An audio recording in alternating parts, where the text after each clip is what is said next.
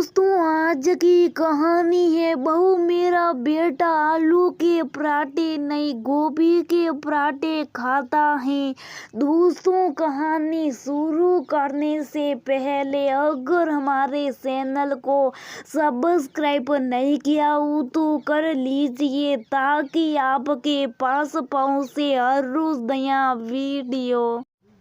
प्यारी सी चुलबुली अंजलि अपनी बहन पूजा के साथ मॉल में अपनी शादी की शॉपिंग कर रही थी। शादी के कुछ दिन बाद ही अंजलि के होने वाले पति अविनाश का बर्थडे था, तो पूजा उसके लिए अपनी बहन को बहुत प्यारी सी साड़ी दिला रही थी बर्थडे पर पहनने के लिए। तभी शॉपिंग करते समय पूजा की नज़र सुंदर से कुर्ते पजामे पर गई जो अंजलि की साड़ी से मैच खा रहा था। उसने अंजलि को बोला, देख अंजलि, कितना सुंदर कुर्ता पजामा जीजू के ऊपर कितना अच्छा लगेगा। और शादी के 4 दिन बाद जीजू का बर्थडे और तू सोच रही थी कि उनको क्या गिफ्ट देगी, तो मेरी मान ये कुर्ता पजामा ले ले, तू जीजी को बर्थडे पर गिफ्ट कर देना।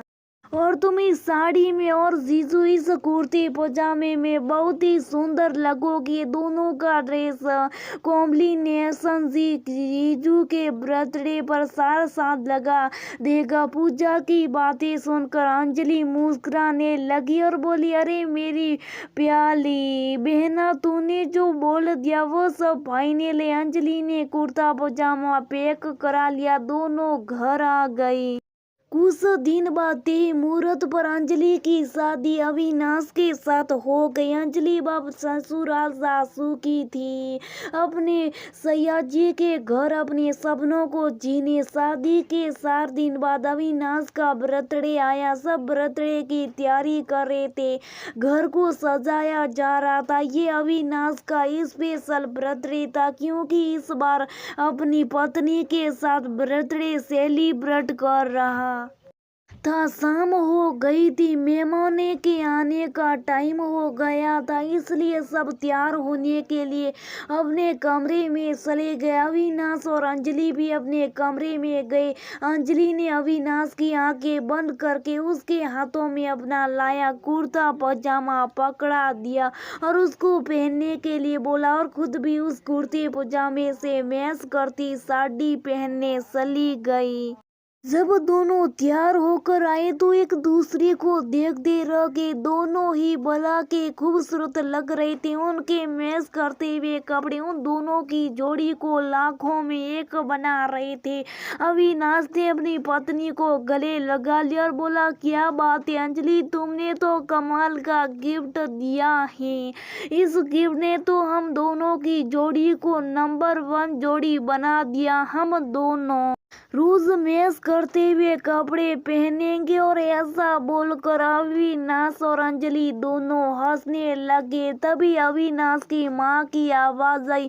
अविनाश को बाहर बुला रही थी। अविनाश अपनी माँ के पास जाता है, तभी माँ बोलती, अरे बेटा है ये तेरी ड्रेस जो हमेशा मैं तेरे बर्थडे पर लेकर आती हूँ, तुझको देना भूल गई और तू भी भूल गया।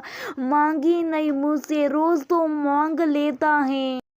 जा जल्दी से जा, इसको पहन कर आ जा। तभी अविनाश बोलता, माँ मैंने तो ये नई ड्रेस ही पहन रखी है, आपकी बहू ने गिफ्ट करी है, मुझे देखो कितनी सुंदर है। और उसने भी इसे मैच करती हुई साड़ी पहनी है। अब हम दोनों को देखोगे ना तो आप भी हमारी इस मैचिंग को देखकर बलिया ले लोगी। हमारी अविनाश ने हंसते हुए कहा, अपनी माँ से कहा। अविनाश की बात सुनकर अविनाश की माँ के तेवर एकदम से बदल गए। वो बोली, बस एक दिन में ही तू पराया हो गया। हमेशा बर्थडे पर तू अपनी माँ के लिए कपड़े पहनता है और आज अपनी पत्नी के आते माँ को पराया कर दिया। अविनाश बोला, ऐसी बात नहीं माँ, ऐसी बातें मेरे जहन में भी नहीं आई। माँ बोली, बस घर में आई हुए सब मेहमानों को जब पता चलेगा कि तूने आज मेरे लाई हुई ड्रेस नहीं पहनी बल्कि अपनी बीवी की लाई ड्रेस पहनी है, तब सभी एक ही बात बोलेंगे, मुझ किलो सुधा अब गया तुम्हारा बेटा तुम्हारा हाथों से, क्या इज्जत रह जाएगी मेरी। और आंखों में आंसू ले आए। अविनाश बोला ऐसी बात नहीं है माँ। पीछे से अंजलि आ रही थी अविनाश को बुलाने, उसने ये बात सुन ली। अंजलि बोली मुझको नहीं पता था माँ जी आप अपने बेटे के लिए बर्थडे ड्रेस आप लाती हो, मैं आपका दिल दुखाना नहीं चाहती थी। अविनाश आपकी ड्रेस पहनकर ही अपना बर्थडे मनाएंगे। अंजलि बोली अविनाश तुम अभी ड्रेस चेंज करके आओ और माँ की लाई ड्रेस पहन कर आओ। अंजलि बोली मैं नहीं चाहती मेरी वजह से माँ के दिल को ठेस पहुँचे। अविनाश ने बेवन से अंजलि की बात मानी और ड्रेस चेंज करके चला गया। पार्टी खत्म होने के बाद अविनाश ने अंजलि से कहा माफ कर दो अंजलि यार माँ ने जो ये सब किया। तभी बीच में अंजलि बोली किस चीज की माफी। अविनाश आखिर माँ है तुम्हारी, तुम्हारे लिए इतने सालों से वही करती आ रही है, फिर एकदम से थोड़ा चेंज हो जाता है तो उन्हें थोड़ा अजीब सा लगता है। अविनाश बोला सच है अंजलि, पर अब एक सच ये भी है कि अब मैं किसी का पति भी बन चुका। अंजलि ने कुछ नहीं कहा, बस अपने पति के गले लग गई। दूसरे दिन सुबह अंजलि ने नाश्ते में आलू के पराठे बनाने के लिए आलू उबालने के लिए जैसे कुकर में डाले, उसकी सास बोली ये किसके लिए बना रही हो आलू के पराठे। अंजलि बोली अविनाश ने बोला है। तभी उसकी सास बोली अविनाश आलू के नहीं गोभी के पराठे खाता और वो भी मेरे हाथों से बने, तू जा दूसरा काम कर मैं बनाती हूँ गोभी के पराठे। अंजलि शुभ साफ अपने कमरे में आ गई।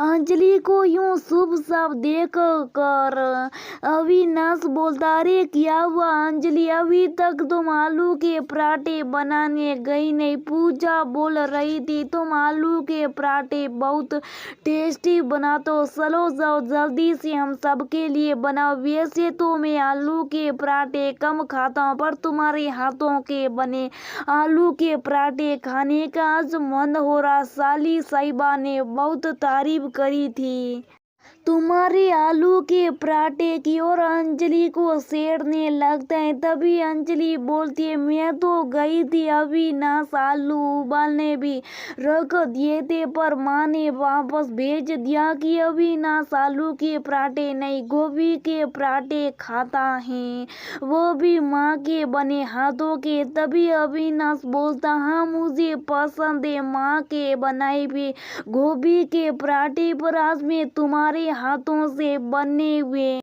पराठे खाना चाहता था, वो भी आलू के। मैं बोलता हूँ माँ को कि आज गोभी के पराठे नहीं बनाए। ऐसी बोलकर अविनाश बाहर जाने लगता है। तभी अंजलि उसका हाथ पकड़ लेती है, बोलती मान जाओ निशा, माँ बुरा मान जाएगी, मैं नहीं चाहती मेरी वजह से तुम्हारे और माँ के बीच में कोई अनबन हो, माँ को बुरा लग जाएगा तुम ऐसे बोलोगी तो। तभी अविनाश बोलता है तुमको बुरा नहीं लगेगा क्या इस तरह के व्यवहार से, अगर माँ तुम्हें आलू के पराठे बनाने देती तो क्या होता है, तुम्हारे हाथों से बनी हुई चीज भी खाने की इच्छा होती है मेरी। अंजलि बोलती अरे सब खिला दूंगी, पर अभी तुम ऐसे मत करो, जैसा माँ कर रही है उनको करने दो। अविनाश अंजलि का हाथ पकड़ कर बोलता कितनी अच्छी हो तुम अंजलि, माँ की किसी भी बात को अपने दिल से नहीं लगाती है, सच में बहुत खुश नसीब हूँ मैं। वो दोनों एक दूसरे को देखकर मुस्कुराने लगती है। चलो कोई नहीं तुम्हारा मूड सही करता हूँ, शाम को हम पिक्चर देखने जाएंगे, तैयार रहना। ऐसा बोलकर अविनाश ऑफिस के लिए निकल जाता है। शाम को जब अविनाश आता है चाय पीकर अंजलि को जल्दी से तैयार होने के बोलता है। तभी अविनाश की माँ बोलती है, बेटा अविनाश, बुआ जी के घर में आज माता रानी का जागरण है, तो मुझको छोड़कर आ। तेरे छोटे भाई को तो कोई जिम्मेदारी है नहीं, पता नहीं कौन से दोस्त के पास चला गया, अभी तक आया नहीं, और तू तो जानता ही है बुआ जी को टाइम पर नहीं पहुंची तो गुस्सा हो जाएगी। उन्होंने तो तुम दोनों के लिए भी बोला था, पर आज घर पर कोई नहीं है इसलिए लेकर नहीं जा सकती। अविनाश बोला, मुझे पिक्चर देखने जानी अंजलि के साथ, अभी थोड़ी देर में पिक्चर का शो शुरू हो जाएगा। मामी आपको छोड़कर अभी नहीं आ सकता, आप ऑटो से चले जाओ। तभी अविनाश की माँ बोली, हाँ भाई अब तो आपने आप ही जाना पड़ेगा, माँ को कौन लेकर जाएगा, अब तो बेटे को फुर्सत नहीं है, अपनी बीवी को पिक्चर दिखाने लेकर जाएगा। माँ साए जाओ भाड़ में। अविनाश बोलता है, माँ क्या हो गया आपके, आप पहले भी तो कई बार अकेले जाते थे, ऐसी बात नहीं कि मैं आपको लेकर नहीं जा सकता, पर आज मैंने अंजलि को पिक्चर दिखाने का प्रॉमिस किया, आप क्यों ऐसा सोचते हो। तभी अंजलि आ जाती है। अंजलि बोलती है, कोई बात नहीं अविनाश, पिक्चर तो हम और कभी भी देखने जा सकते, तुम ऐसा करो माँ जी को छोड़कर आ जाओ। अविनाश की माँ बोली, हाँ भाई बीवी बोलिए तब जाएगा छोड़ने, बीवी आदेश देगी तब मेरा बेटा मुझको छोड़कर आएगा। अविनाश बोलता है, बस करो माँ, फालतू का बतकड़ बना रहे। तभी अंजलि बोलती है, अविनाश आप चुप हो जाइए, कुछ मत बोलिए, बस माँ को छोड़कर आ जाइए। अविनाश माँ को छोड़कर घर आ जाता है। अंजलि से बोलता, पता नहीं क्या हो गया, आजकल माँ को सबसे अपनी शादी हुई है, माँ को पता नहीं ऐसा क्यों लगता है कि मैं अभी बीवी का हो गया और उसको भूलता जा रहा हूँ, पर वो ये नहीं समझती कि मैं अब किसी का पति भी बन गया, वो किसी और का भी हक है मुझ पर। अब बस उनको तो लगता है पत्नी के आने से बेटे बदल जाते, अपनी माँ से प्यार करना छोड़ देते। अंजलि बोलते, अब छोड़ो साल, मूड मत खराब मत करो, अब हम घर पर ही आज कैंडल लाइट डिनर करेंगे और घर पर ही पिक्चर देखेंगे। अविनाश बोलता है, अंजलि तुम इतनी अच्छी क्यों। अंजलि मुस्कुरा जाती है। अविनाश बोलता है, 2 दिन बाद हम हनीमून पर जा रहे हैं, वहाँ हम अपने सपनों की जिंदगी जिएंगे, बस तुम और मैं, तुम्हारी सारी शिकायतें दूर कर दूंगा। अंजलि शर्मा जाती है। अविनाश और अंजलि हनीमून की तैयारी करने लगते हैं। दोनों हनीमून पर ले जाने वाले कपड़ों की शॉपिंग करने जाते। शाम को जब घर आते हैं, अविनाश की माँ अपने कमरे में लेटी हुई थी और जोर जोर से बोल रही थी, हाय राम तेरा ही सहारा है अब तो, बस ये प्रभु तू ही। अविनाश अपनी माँ की आवाज़ सुनकर उनके कमरे में जाता और पूछता है, क्या हुआ माँ। माँ बोलती है, कुछ नहीं बेटा, और वैसे भी तुमको बताने से क्या फायदा। अविनाश बोलता है, ऐसी बात मत करो बा, बताओ क्या हुआ।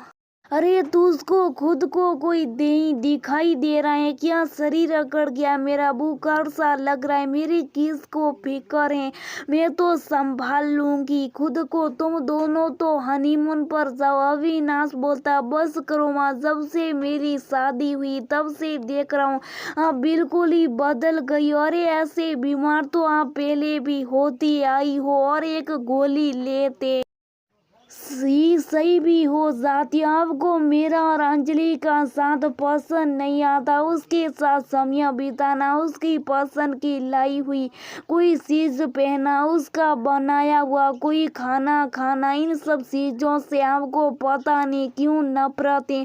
मैंने हर बात को अनदेखा करने की कोशिश की माँ, और अंजलि ने तो एक बार भी ऊपर तक नहीं किया।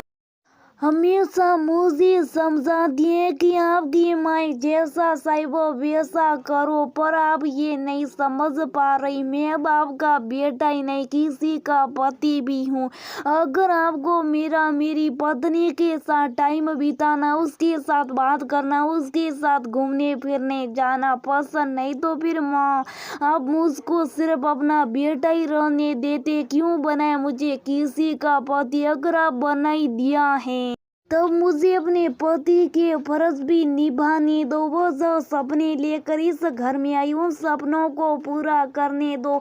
माँ कभी भी ये मत सोचना कि मैं आप से दूर हो जाऊंगा। आपका दर्जा मेरी जिंदगी में कोई नहीं ले सकता। आपका प्यार अपनी जगह, बीवी का प्यार अपनी जगह है। आपका दुलार और बीवी का प्यार दोनों चाहिए मुझे।